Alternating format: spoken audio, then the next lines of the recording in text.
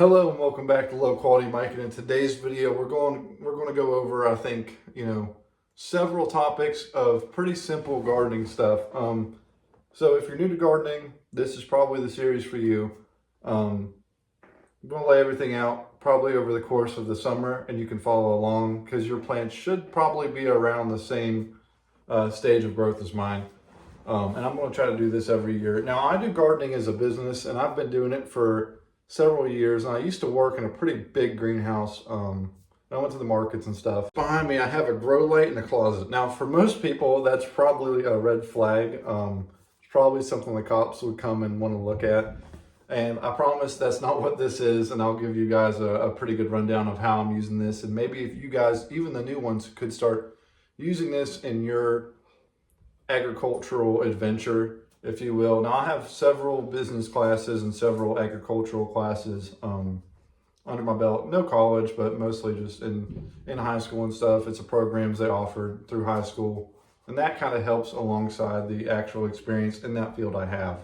Now, if you're new to this channel in general, thank you for coming. Thank you for clicking on the video, and welcome to whatever type of group you want to call this. I do low quality videos, outdoors, gardening, obviously, camping, exploring, just different outdoor things. Animals, I have experiences with horses, cattle, pigs, chickens, guinea fowl. I have pretty well-rounded experience, and plenty of canines, which that one over there used to belong, well, it still does belong to my parents. And I'm just kind of housing her for now because she's pretty sick and they don't have room for her. She's doing better though, and I'll keep you guys updated on her. Her name's Diamond. She's from the animal shelter near my house. We got her years ago though.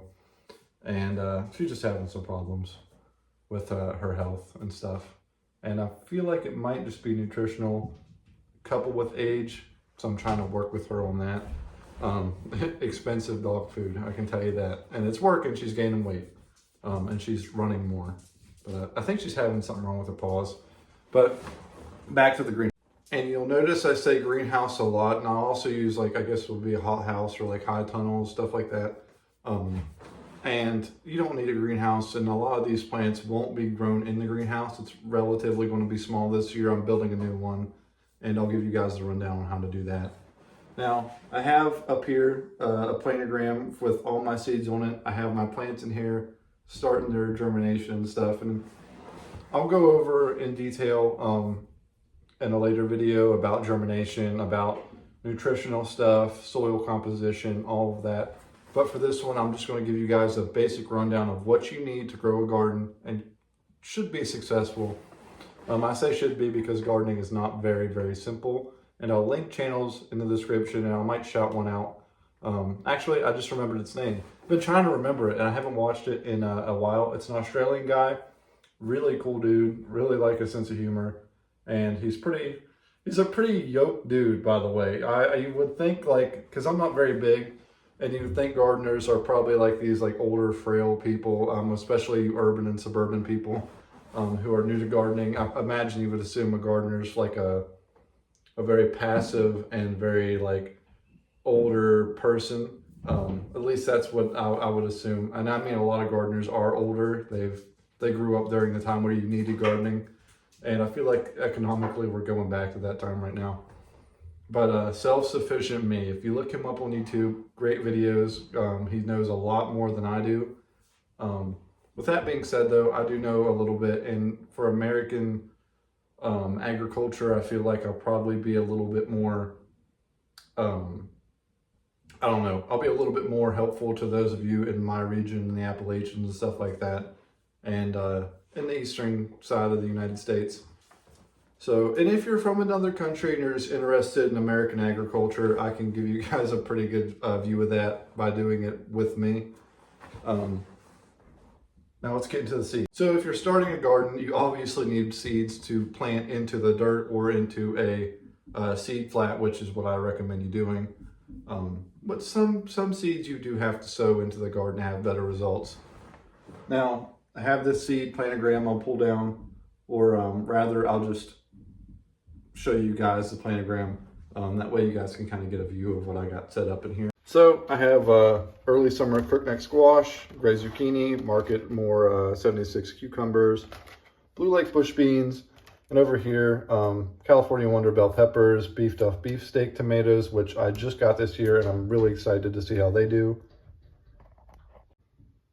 I have, let's see here, more squash, more bush beans, and I have sweet banana hot peppers.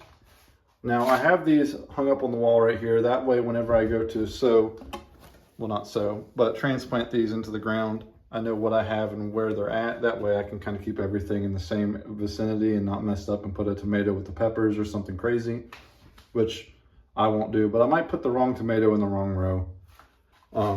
Now, you can get these online, but these ones came with the seed flats I bought from Walmart just the other day. And I just made this one up because Delilah ate my my other one as soon as I got done writing on it too. These seed choices are solely on preference. I mean, some people will like to grow more cucumbers and tomatoes in their garden, or they'll like to grow more tomatoes and peppers. And I mean, it's just up to you what you want to grow in your garden. Now, I will say that soil composition does play a role in this. So before you go planting in your ground, try to get your soil adjusted to what that specific plant likes. And you can, there's a variety of ways to do this and a variety of ways to fertilize a garden, which will be in another video. But let's get into the plants. Let's get into how I have everything set up and what I'm using and what you could use as a substitute for what I have. Now I got this. This is a like a $1 spray bottle from Walmart in the cleaning section. If you go to the gardening section, they will try to screw you over on just a mister. Like the same spray bottle this is, except this one adjusts to a string.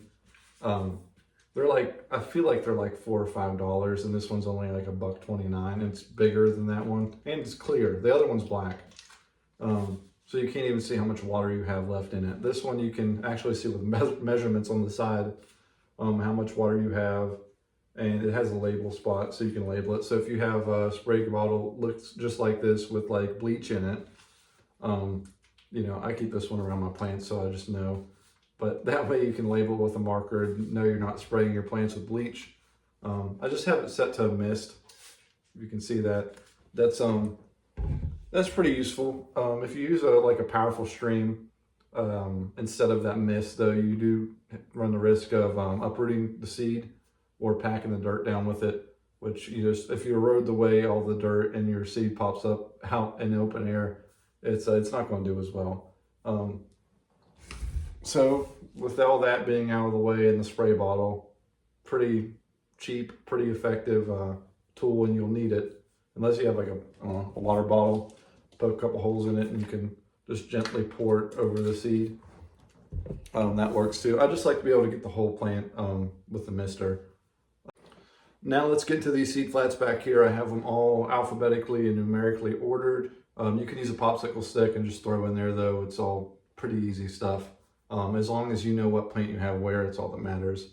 I have a weird bump on my arm right here. I'm not sure what that is.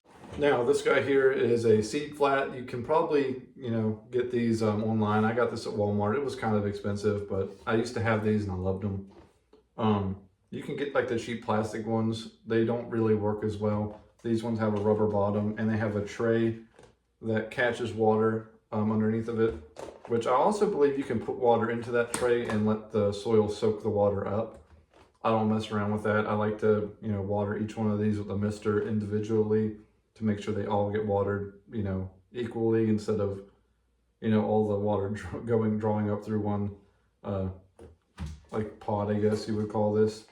It's a pretty good tool. The alphabetical and numerical ordering helped me out a lot with keeping track of every plant.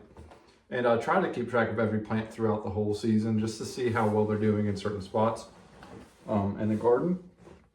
So I can adjust like the soil in that specific area as best I can for it, or just move those plants entirely. But yeah, pretty easy going stuff. You know, I just use some Miracle Grow. I can make homemade potting soil as well, but it's a little difficult. And so it's just easier for me to buy a bag and just reuse it every, you know, couple of years. I'll have a bag that I go through. You know, I only use just a few shovels. You like spade spades worth of dirt for each of these.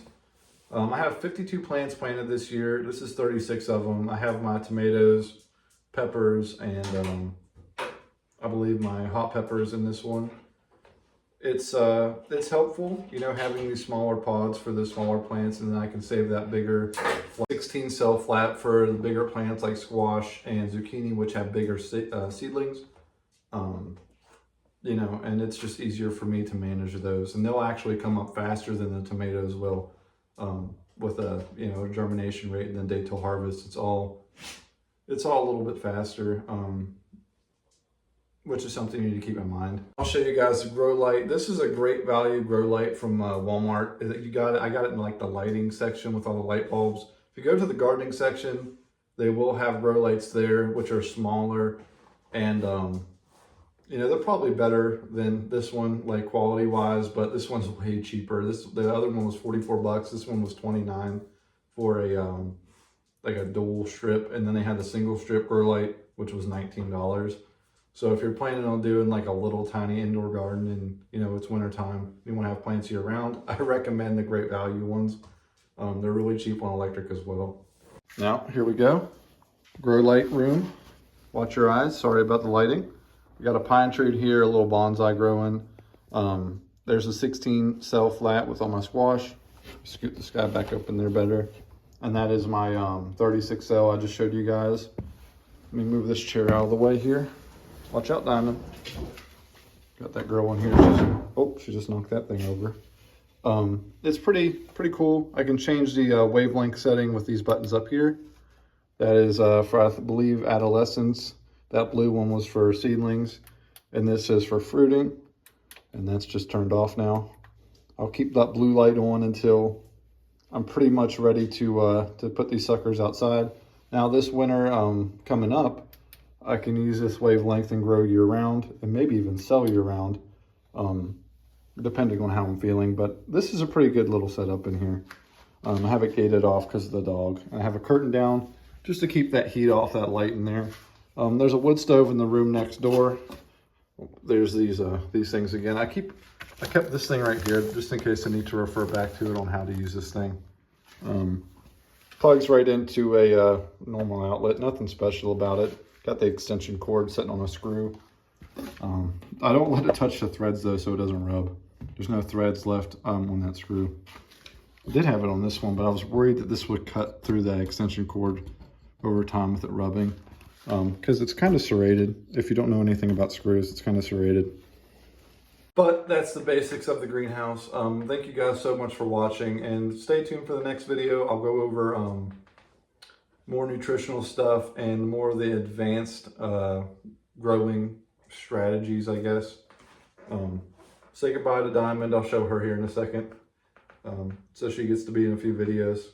That's something I like to do with this channel too. This is more so for my grandchildren and great-grandchildren to see, and so they can kind of get an idea who I was in my younger years. Something I wish, you know, I had, but unfortunately our ancestors didn't have cameras, or they were very limited. And in the age of cameras, even if they're low quality like this channel, they're still worth something. But yeah, that's the garden. So I'll upload again probably next week or the week after next. I'm working on my long week now, so we'll try to get another video out. I'll try to keep everyone updated on the garden too, through YouTube Shorts. Try to do that daily, but I also do want to upload other content on this channel.